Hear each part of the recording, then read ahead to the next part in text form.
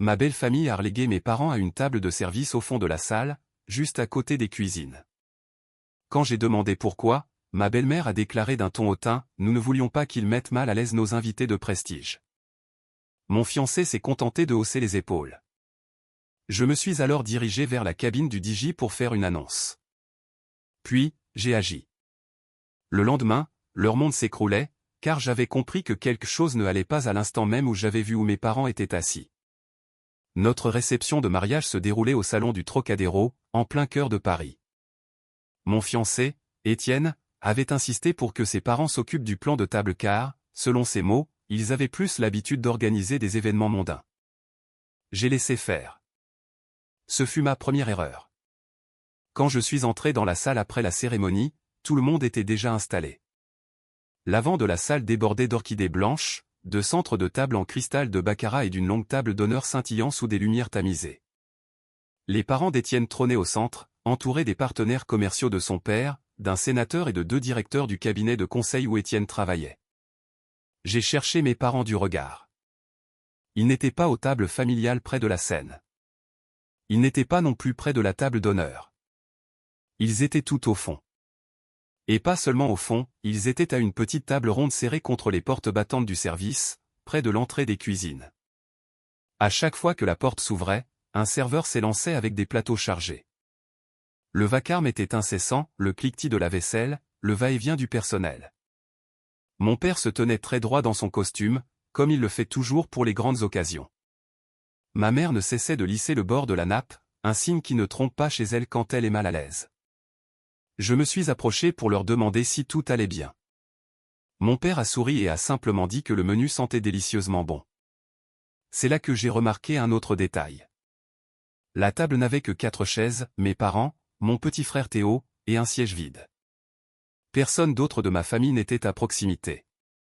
Ma tante et mes cousins étaient assis à une autre table isolée de l'autre côté de la salle, près du couloir menant aux toilettes.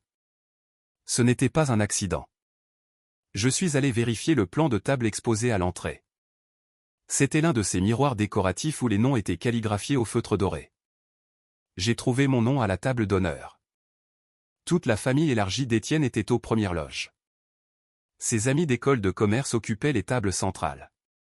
Même des collègues que je n'avais jamais rencontrés étaient plus proches de nous que mes propres parents. J'ai fini par trouver ma belle-mère, Béatrice, près du bar, en pleine conversation avec une femme en robe rouge. Je lui ai demandé pourquoi mes parents étaient assis près des cuisines. Elle n'a même pas pris la peine de baisser la voix. Nous ne voulions pas qu'ils embarrassent les invités de marque. La femme en rouge s'est figée, son verre à la main. J'ai demandé ce qu'elle entendait par là. Béatrice a répondu, « Tes parents sont charmants, ma chère, mais ils ne sont pas exactement le genre de personnes que nous voulions placer au centre de l'attention ce soir. Nous avons des investisseurs importants ici. » J'ai attendu qu'elle me dise qu'elle plaisantait. Elle ne plaisantait pas. J'ai regardé à travers la salle vers Étienne. Il avait manifestement entendu une partie de l'échange car il nous fixait. Je suis allé le voir et je lui ai répété ce que sa mère venait de dire. Il a haussé les épaules. Il a dit, « Laisse tomber, Amandine. Ce n'est qu'un plan de table. Juste des places assises. » J'ai alors pensé aux 30 dernières années de la vie de mes parents. Mon père enchaînant les heures supplémentaires dans son garage de banlieue.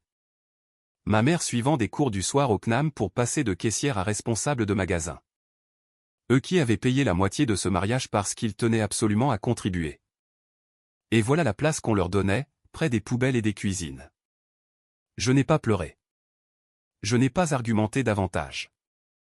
Je n'ai pas fait d'esclandre.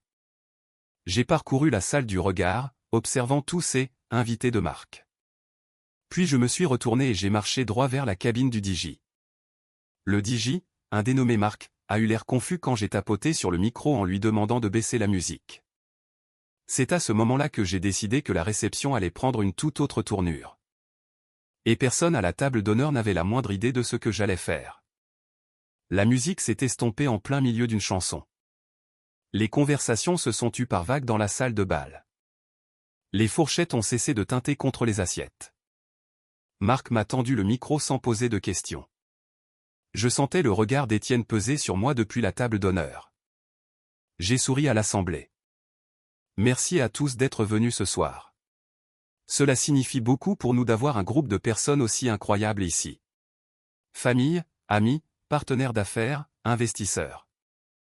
J'ai laissé ce dernier mot flotter dans l'air un instant. J'ai repris, avant de poursuivre le dîner, je tiens à rendre hommage à 2 personnes qui ont rendu cette journée possible pour moi. J'ai quitté la cabine du DJ et j'ai commencé à marcher vers le fond de la salle. Au début, les gens pensaient que cela faisait partie du programme. Certains se sont même retournés sur leur chaise pour voir où j'allais. Je me suis arrêté à côté des portes de la cuisine. Ma mère me regardait, pensant sans doute que j'avais besoin de quelque chose. J'ai déclaré, je veux que tout le monde rencontre les 2 invités les plus importants de cette salle, mes parents, Daniel et Maria. Quelques applaudissements polis ont commencé. Je ne me suis pas arrêté. J'ai raconté à toute la salle que mon père travaillait 16 heures par jour pendant la majeure partie de mon enfance pour que je puisse faire mes études sans dette. J'ai raconté que ma mère avait appris le français en regardant le journal télévisé tard le soir pour pouvoir m'aider à faire mes devoirs. J'ai dit qu'il m'avait appris que le respect n'est pas quelque chose que l'on achète avec de l'argent, mais quelque chose que l'on offre généreusement. Les applaudissements sont devenus plus nourris. J'ai pris 2 chaises vides à une table voisine non utilisée et je les ai placées au bout de la table de mes parents. J'ai ajouté, à vrai dire, je pense qu'ils méritent une meilleure vue. Puis j'ai regardé les invités assis à l'une des tables centrales, un groupe de collègues d'Étienne que je connaissais à peine. Je leur ai demandé s'ils accepteraient d'échanger leur table avec celle de mes parents. Il y a eu un silence gêné. L'un des collègues, un certain Benoît, s'est levé immédiatement et a dit, bien sûr, avec plaisir. Il a commencé à ramasser son verre et sa veste. Sa femme l'a suivi sans hésiter. En 1 minute, toute la table a déménagé vers le fond. Mes parents ont tenté de protester discrètement, mais je leur ai dit que c'était déjà fait. Les serveurs se sont précipités pour réorganiser les couverts. Désormais, mes parents étaient assis au milieu de la pièce, directement dans l'alignement de la table d'honneur. J'ai remercié tout le monde pour leur flexibilité et j'ai conclu, ce soir, nous célébrons l'amour et les personnes qui nous façonnent. La musique a repris, mais l'atmosphère avait changé. Quand je suis revenu à la table d'honneur, Étienne s'est penché vers moi et a murmuré, « Tu n'étais pas obligé d'en faire un spectacle. » J'ai répondu, « Moi non, mais quelqu'un l'a fait. » En face de nous, le sourire de Béatrice semblait figé, comme un masque de cire. Le dîner a continué. Mais j'ai remarqué autre chose. Plusieurs de ces fameux « invités de marque » s'étaient mis à parler à mes parents, riant et leur serrant la main. Mon père racontait à l'un des dirigeants sa passion pour la restauration de voitures anciennes. Ma mère expliquait comment elle avait gravi les échelons de son magasin. Il n'embarrassait personne. Il fascinait la table. J'ai cru que cela s'arrêterait là. J'avais tort, car plus tard dans la soirée, au moment des discours, Béatrice a décidé qu'elle n'en avait pas fini. Et ce qu'elle a dit dans ce micro m'a forcé à aller plus loin que je ne l'avais prévu. J'aurais dû savoir que Béatrice ne lâcherait pas l'affaire. Quand le moment des discours est arrivé, le témoin d'Étienne a commencé, suivi de mademoiselle d'honneur. C'était sans danger, des anecdotes d'études, des blagues potaches, l'ordinaire des mariages. Puis Béatrice s'est levée. Elle n'a pas attendu d'être invitée. Elle s'est simplement dirigée vers le DJ et a pris le micro des mains de Marc. Elle a commencé par dire à quel point elle était fière d'Étienne, de son travail, de son avenir brillant.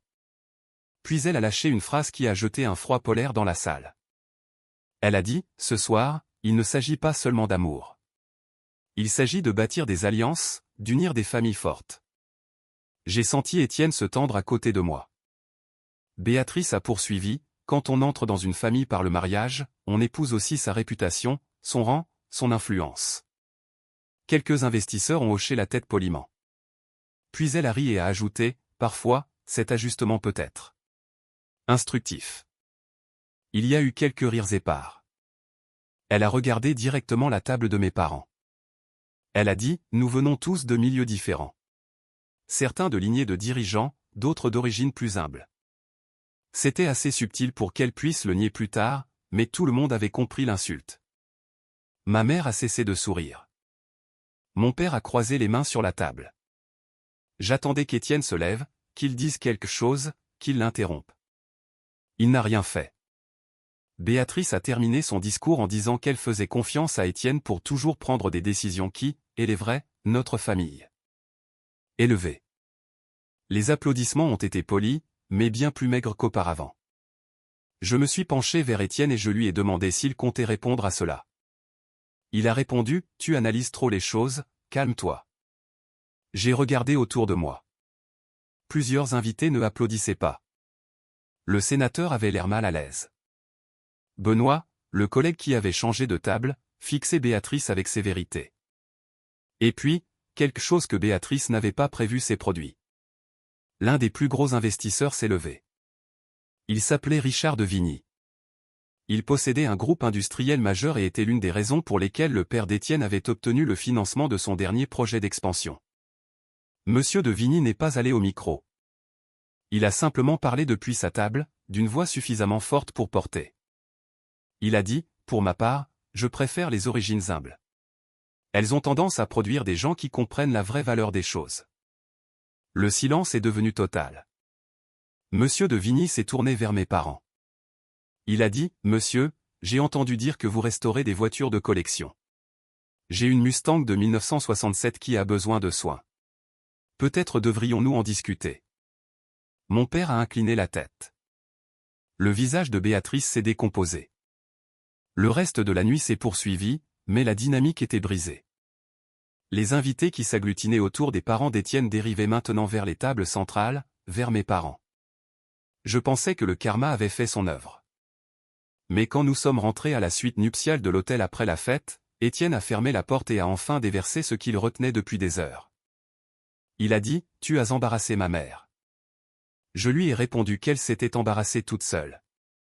Il a répliqué, « Tu aurais dû rester en dehors de ça. » Je lui ai posé une seule question, « Si c'est ainsi que ta famille traite la mienne le jour de notre mariage, que se passera-t-il l'année prochaine ou quand nous aurons des enfants ?» Il n'a pas répondu. Au lieu de cela, il a dit que nous en parlerions après la lune de miel. Il n'y avait qu'un problème, il n'y aurait pas de lune de miel. Car pendant que nous nous disputions dans cette suite, quelque chose se passait en bas dans le hall que ni l'un ni l'autre ne soupçonnait. Et au matin, l'entreprise familiale d'Étienne serait en péril. Je n'ai pas dormi de la nuit. Étienne a fini par arrêter de se disputer et s'est allongé, faisant défiler son téléphone comme si de rien n'était. J'étais assise près de la fenêtre, fixant les lumières de Paris, repassant le film de la soirée. Vers minuit, son téléphone s'est mis à vibrer. Il a ignoré le premier appel, puis le deuxième, puis le troisième. Finalement, il a décroché. C'était son père. Je n'entendais que la voix d'Étienne. « Comment ça ? Il est parti tôt. » Non, ça n'a pas de sens. On ne retire pas un financement pour un discours. Il y a eu un long silence. Puis Étienne s'est redressé sur le lit.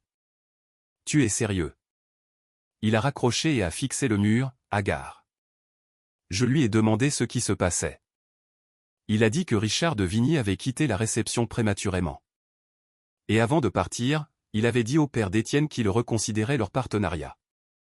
Apparemment, après le discours de Béatrice, Monsieur de Vigny avait pris le père d'Étienne à part pour lui demander s'il était d'accord avec les propos tenus. Quand le père d'Étienne a essayé de minimiser l'affaire, Monsieur de Vigny a posé une question simple, « Si c'est ainsi que votre famille parle des gens en public, comment parlez-vous de vos employés en privé ?» Au moment où nous étions dans la chambre d'hôtel, Richard avait déjà envoyé un courriel à son équipe juridique pour suspendre l'accord d'investissement prévu pour la semaine suivante. Ce n'était pas un petit contrat. Sans cela, l'entreprise du père d'Étienne allait avoir un mal fou à rester à flot. Étienne m'a lancé, « C'est parce que tu as fait une scène. » J'ai demandé comment. Je n'ai insulté personne. Je n'ai attaqué personne. J'ai juste déplacé mes parents à une meilleure table. Il n'a pas répondu. Le lendemain matin, les choses ont empiré. Je suis descendu retrouver mes parents pour le petit déjeuner. Ma mère essayait de faire comme si de rien n'était, mais je voyais bien qu'elle avait vu quelque chose sur Internet. Apparemment, l'un des collègues d'Étienne avait filmé le discours de Béatrice. Pas tout, juste la partie sur la réputation et les origines humbles. Il l'avait posté sur les réseaux sociaux avec une légende disant « Voilà ce qui a été dit au mariage de mon ami hier soir ». La vidéo avait déjà été partagée des centaines de fois. Les commentaires étaient féroces. À 9 heures, quelqu'un avait tagué l'entreprise du père d'Étienne. À 10 heures, d'anciens employés commentaient la façon dont la direction traitait le personnel différemment selon leurs origines. À midi, un blog économique local avait repris l'info. L'histoire se propageait comme une traînée de poudre. Étienne est descendu dans le hall, livide. Il a dit que son père était en mode gestion de crise. Les investisseurs appelaient. Un membre du conseil d'administration exigeait un communiqué. Béatrice m'a appelé vers l'heure du déjeuner. Elle ne s'est pas excusée. Elle m'a demandé si j'avais encouragé quelqu'un à la filmer. J'ai dit non. Elle a hurlé, « C'est de ta faute !» J'ai répondu, « C'est vous qui avez choisi vos mots. » Elle a raccroché. Cet après-midi-là, le père d'Étienne a publié des excuses publiques en ligne, affirmant que les propos avaient été mal compris et ne reflétaient pas les valeurs de l'entreprise. Cela n'a pas arrêté les dégâts. Le soir même, 2 partenaires plus modestes annonçaient qu'ils se retiraient des négociations. Et puis Étienne a fait quelque chose que je n'attendais pas. Il m'a demandé de faire une déclaration publique pour défendre sa mère. C'est à ce moment-là que j'ai réalisé qu'il ne s'agissait pas seulement d'un plan de table. Il s'agissait de savoir qui il était prêt à protéger. Et je devais décider si j'allais le protéger en retour. Quand Étienne m'a demandé de défendre sa mère publiquement, j'ai cru qu'il plaisantait. Ce n'était pas le cas. Il m'a dit, « Si tu postes quelque chose pour clarifier que c'était sorti de son contexte, ça va calmer le jeu. Les gens passeront à autre chose. » Je lui ai demandé ce que je devais clarifier exactement. Il a répondu, « Dis juste qu'elle ne pensait pas ce qu'elle a dit. » Je lui ai dit que ça sonnait exactement comme ce qu'elle pensait. Il a passé une main dans ses cheveux et a lâché, « Tu es en train de laisser ton orgueil détruire l'entreprise de ma famille. » Encore ce mot, famille. Je l'ai regardé et j'ai réalisé que nous n'avions pas la même définition. Je lui ai dit que je ne mentirais pas pour protéger quelqu'un qui avait insulté mes parents devant 200 invités. Il a dit, « Tu les choisis eux plutôt que moi. » J'ai répondu, « Je choisis le respect. » L'après-midi même, je suis allé chez mes parents. Ils avaient déjà déballé les fleurs du mariage que je leur avais envoyées. Ma mère les avait disposées sur la table de la salle à manger comme si c'était un dimanche ordinaire. Mon père m'a demandé si j'allais bien. Je leur ai tout raconté, les appels, les investisseurs, les réseaux sociaux, Étienne me demandant de défendre Béatrice. Ma mère a murmuré, « Peut-être que nous aurions dû rester à cette table au fond. » Quelque chose s'est brisé en moi. Je lui ai dit, « Non, tu aurais dû être au premier rang. » Alors que nous étions assis là, mon téléphone a vibré. C'était Benoît, le collègue qui avait changé de table. Il a demandé s'il pouvait passer. 1 heure plus tard, il était dans le salon de mes parents. Il nous a avoué que c'était lui qui avait posté la vidéo, non pas par goût du drame, mais parce qu'il voyait des choses dans l'entreprise qui le dérangeaient depuis des années. Des promotions refusées, des remarques en réunion, des clients traités différemment selon leur nom de famille. Il a dit, quand Béatrice a fait ce discours, ça a confirmé tout ce que je pensais. Il m'a aussi appris une chose inattendue. Richard de Vigny n'avait pas seulement suspendu l'investissement. Il avait exigé un audit interne de l'entreprise du père d'Étienne comme condition préalable à toute discussion. Et il avait demandé à Benoît de fournir des documents. Benoît m'a regardé et a dit, « Ce qui s'est passé à ton mariage a donné aux gens le courage de parler. » Je n'avais rien planifié de tout cela. Je voulais juste que mes parents ne soient pas assis près de la cuisine. Ce soir-là, je suis retourné à l'hôtel pour parler à Étienne. Je lui ai dit que je ne ferais pas de déclaration pour défendre sa mère, mais que j'en ferais une de mon côté. Il a dit, « Si tu fais ça, il n'y aura pas de retour en arrière. » J'ai répondu, « Je sais. » Il m'a demandé si j'étais vraiment prête à risquer notre mariage pour ça. Je lui ai dit qu'il l'avait déjà mis en péril au moment où il avait haussé les épaules. Il n'a pas essayé de m'arrêter quand j'ai ouvert mon ordinateur. Et ce que j'ai écrit cette nuit-là a tout changé. Je n'ai pas hurlé. Je n'ai insulté personne. J'ai écrit 3 paragraphes. J'ai dit que lors de mon mariage, mes parents avaient été intentionnellement écartés de la salle principale. J'ai mentionné qu'un discours avait été prononcé sur la réputation et les origines humbles. J'ai affirmé que je croyais que le respect ne dépend pas du revenu, de l'éducation ou des relations. Et j'ai ajouté que je ne m'excuserais jamais d'avoir défendu ma famille. Je n'ai pas nommé Béatrice. Je n'ai pas nommé l'entreprise. J'ai posté et j'ai fermé mon ordinateur. Au matin, c'était partout. Les gens ont fait le lien sans mon aide. Mon message a été partagé aux côtés de l'extrait vidéo. D'anciens employés ont ajouté leurs propres témoignages. Un fournisseur a posté qu'il avait subi des attitudes similaires lors de négociations. Puis, l'imprévisible s'est produit. Richard de Vigny a publié un communiqué officiel. Il a déclaré que sa société ne s'associerait à aucun partenaire qui ne reflétait pas les valeurs d'égalité, de respect et d'opportunité. Il a cité les récents propos publics comme déclencheurs de la révision de l'accord.